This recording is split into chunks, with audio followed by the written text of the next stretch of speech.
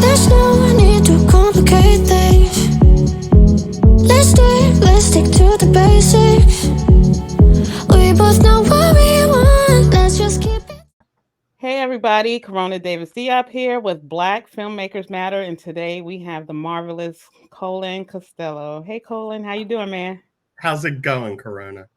I'm so glad. I almost didn't get on here. My internet was acting up, but I'm glad you're here.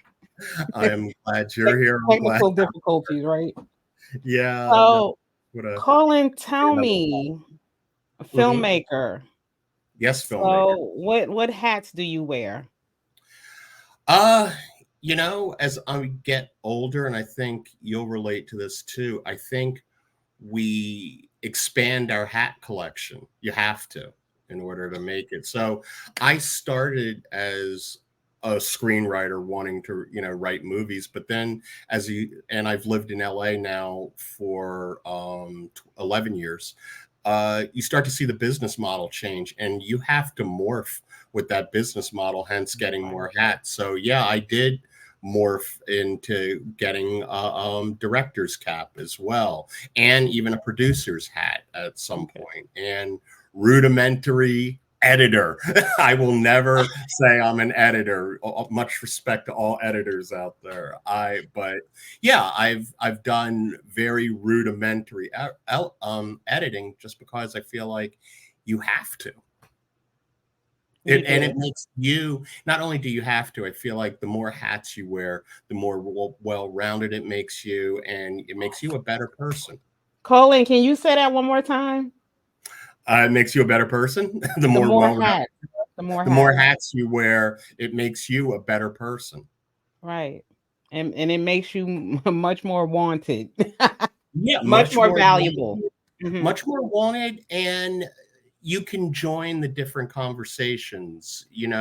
Producers have a different language than a screenwriter. Directors have different languages, but if you can put those hats on, and I'm not saying I'm an expert producer, and I'm still learning to direct, and I'm still learning, quite frankly, writing. But the more hats you can put on, the more conversations you can engage in, and learn even more. Okay. So what was that pivot, that moment, and how old were you? And do you even remember where you were when you said filmmaking? Like, this is it. This is what I want to do. 5 years old. Look at that. 5 years old. 5 years old. I don't know if you ever saw The Fablemans, but No. I cried a lot during the film because I related a lot to early Spielberg growing up. Like that train set that he was filming was me trying to remake the Poseidon Adventure, in my bedroom with some friends with a video camera, because that was like the first movie that made me ever want to make movies. I was like 10, 11 at that point. But yeah, 5 years old, I've always had movies in my DNA. Okay. That's fine. We gotta talk about that some more. I think that was me too. Yeah. And my first hit was The Exorcist. Yeah. Wow. Okay, mine was The Wizard of Oz, which scared the out of me. Look too different. Yeah, I think my cousin, my late cousin, took me to see The Exorcist in downtown Philly. And I forget, I think I was like almost like a teen, and I had to cover my eyes like this because no, I was a kid. That was irresponsible. He took me at like 10. My mother wouldn't even let me. She wouldn't let me. So I tried. So I did try asking dad, and dad was like, "I know your mom said no." So Oh my God, that's funny. I didn't get to see it till I was over. Your favorite genre? My favorite genre. I mean, I gravitate toward everything, but when I'm writing or doing a film or storytelling, I tend to lean in toward horror, comedy, teens, giving women a voice because of my two daughters, and yeah, but horror and comedy, and of course superhero.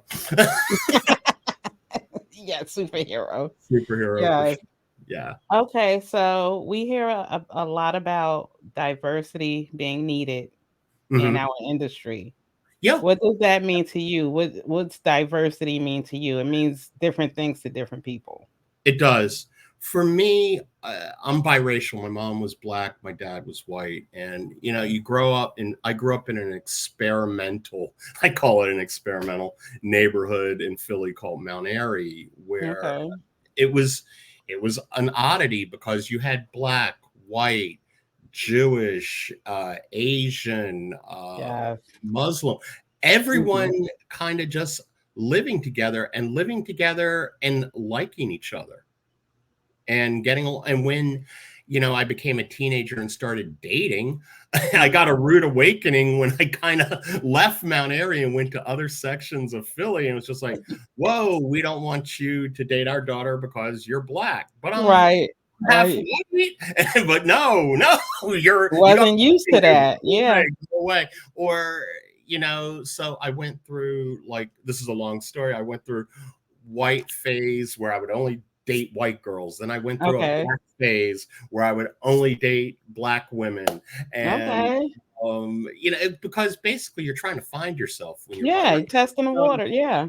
and Okay. and and it's really becoming comfortable in your skin and who you are. That's right. I'm an amalgamation of both my parents, and That's right. this is it. So how that translates to my movies, I try to make sure that everyone is represented. I, and not making it so that it's overt, but so that it's normal. Right. And what I mean by normal is just like, you live in a place like Philly, you live in a place like Chicago, you still have your section. It's still a segregated city in a lot of Mhm. places. You still have Right. your sections. And so I wrote a screenplay that's being shopped right now called The Long Dark Climb. And because Okay. I'm a huge fan of disaster movies, and it's just the last, not to get political at all, but it's hard to not these days. Nobody gets along anymore. I feel like since Obama left the White House, Right. no one gets along. No one trusts each other. No one. Right. It used to be, okay, you have your opinion, I have my opinion, but we're still friends and we Yeah. respect each other's Oh, opinions. So now, uh, that it really started to bother me. So I wanted to write a screenplay that really took a group of people and forced them to see beyond, skin color, religion, mhm. Mhm. stereotypes, and have to work together for a common cause, because we don't work together for a common cause anymore. Not unless it's a disaster. Not exa- And that's what The Long Dark Climb is. It's a disaster movie. It's the Poseidon adventure in a subway. So Now, you is have this your most recent project? Yeah, it's a screenplay that I wrote that's being shot. But yeah, earthquake hits Chicago, traps 10 passengers. I have an African American transit officer, female, who has to get over her insecurities and lead 10 people to the surface. So lots of water, lots of shaking, lots of Man. screaming. So You what know, what do what release date are you looking at? I mean, that's a screenplay. I am not probably going to be able to direct. So right now it's just being shopped. Oh my God, it sounds so good, man. Yo, Yeah, keep I me mean, posted. would I love to direct it? Yes, because I grew up on an epic. I'm a 80s kid, but I love the 70s films and the disaster movies of the 70s. Mhm, mhm. Uh, they're so much better to me still than a lot of the disaster movies that'll come out now. And for one reason, they're contained. Right, right. So I will take a Poseidon Adventure or a Towering Inferno over a 2012 or even Okay, Independence Day, because it's so right. spread out and everything. There's danger, but it's not the same element as danger that you're Mhm, trapped at the top of a building, or that mhm. you're flipped upside down, you know. Right. So that's what I wanted to do with that screenplay is again trap 10 people from different backgrounds. So Love I it. have a drag queen in there. I have two TikTok girls named after my daughters. I have the cop. I have the married couple, and I even have a MAGA guy in there because, again, not to get political, they need to Oh, learn. They have the most to learn. right. They have the most to learn. So, and an Islamic engineering student. So I love it's all made for conflict. The characters are all there to create conflict within each other, but also, it's kind of like a study of the way society is right now. And like yes. you said, we have to work together we only seem to work together when it's a disaster. You're right. Now, do you remember you just reminded me of the Sylvester Stallone movie where they were in New Yeah, York yeah, City? sure. Daylight.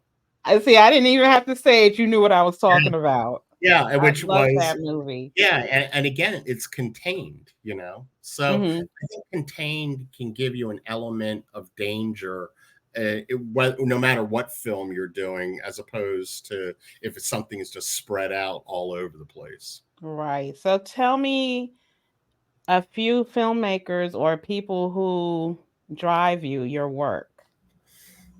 That's a good question. Spike. I spent a year working with Spike, and Okay. that was like film boot camp. I love the I love the way Spike tells a story. Okay. I, you look at Do the Right Thing now. That was 1989. It Mhm. really is a piece of art. You It know, it is. We still watch it. Yeah, well, it was an important movie at the time, and it's funny, like, we go through different decades, and we're still saying a lot of the same things because a lot of the same issues are still there. Mhm. And so, yeah, so Do the Right Thing for me. His ex was amazing. I've Black Klansman, The Inside Man. When I'm writing, I'll Yeah. actually listen to the soundtrack from Terrence Blanchard because it's just amazing. Ah, that's an idea. Hey, Yeah, Imma so try that. yeah, no, it's such an amazing soundtrack. Mhm. Um, who else do I like a lot? I mean, Spielberg, definitely. I Right. go for rest in power. John Singleton, I Yep. really Ah, yes. admire a lot. Mhm. Jordan Peele, who I got a chance to meet last year and talk to for about 20 minutes. I really How do was like that? his vision. Hmm? How was that? It was How was that amazing. It was experience? amazing Okay. because it wasn't a formal meeting. It was after the WGA awards, Okay. and we were up by the bar, and I'm just kind of like, oh my god, all my heroes are like by the bar, and it's but what's funny is it's just people at an award show just hanging out, and if you're there, that means you're kind of approved to talk to folks, and Okay. people let their hair down. So I found myself in a conversation with Charlie Kaufman, and I was asking Charlie, what's his next project? And he was kind of ambiguous about it. And funny enough, he turned it around. He's like, what's next for you? And I'm like, oh my God, Charlie Kaufman's asking me what I want to do. And I stepped back when he asked me that question. And it was just really funny I because bet. Jordan Peele was standing there. And as anxious as I was and excited to talk to Jordan Peele, he Mhm. was feeling that same exact way about talking to Charlie Kaufman. Wow. And That's all like, my feet are under the table going like this. I'm so yeah, excited. so Wow. I'm just babbling on and like Jordan, I loved Nope and I loved, Us and Get Out and everything. Right. And we just talked like regular folks, and he People. was just someone just real. You get to talk to one of your heroes. Right. That's awesome. Yeah, So so you mentioned the WGA. I Can did. you explain what that is? The Writers Guild of America. It's why there aren't as many movies this year and TV series, because we struck last year for 6 months for good reason. Okay. But it's the guild that represents, uh, is it 11,000 writers? I think it's 11,000 writers on the east. It's divided into the East Coast and the West Coast. Okay. Anything east of the Mississippi is WGA East. Anything west, WGA West. And And would you suggest that new writer like join this? I mean, the only way to really join is you have to get staffed on a show, or you have to sell a screenplay to a signatory. Okay, gotcha. So, and that's the only way. But yeah, I mean, it's your protectors.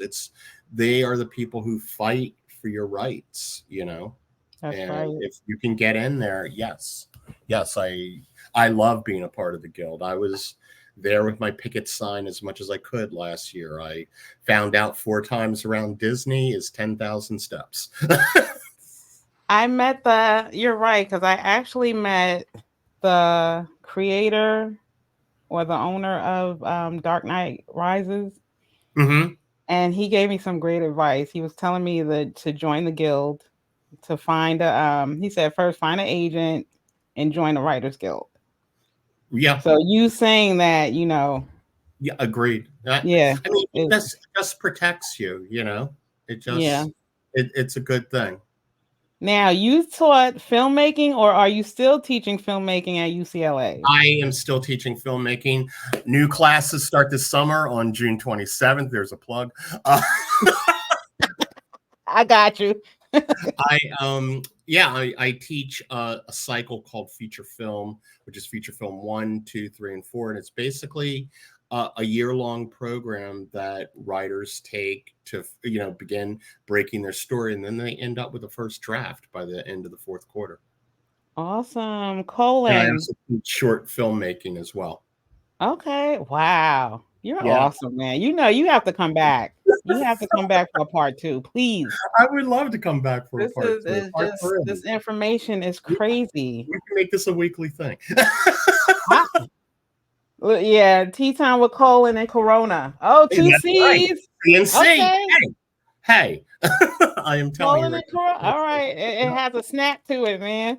Absolutely. So, Absolutely. any advice you would give beginning, young, new, old filmmakers?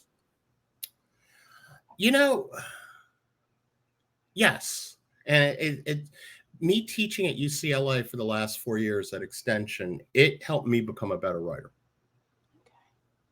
And that's because I was teaching myself over and over again. And the things that I like really try to get into my students' head, really drill it in, because I drill it into mine now, is who is that character? Because a screenplay for me is really, and I tell them this, it's about a wounded individual Mhm. who needs healing. And that Okay. screenplay is their healing journey, because they have to Wow. learn some sort of lesson. What is the lesson you're teaching? And I even tell my writers, look, you guys aren't necessarily screenwriters, just writers. You're teachers. You have a point of view, and it's Mhm. important for your voice to come through. That's that's right.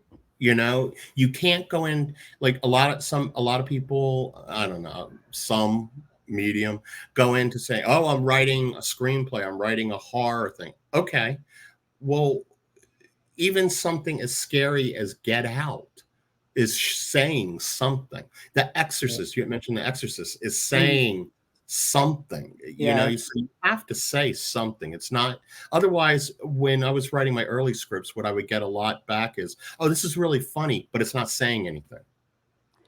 Gotcha. It was Okay. kind of empty. So those characters matter. So spend the time really trying to develop who those characters are. What are they lacking in life? What do they need in life, to make them a better person, to make them a whole person?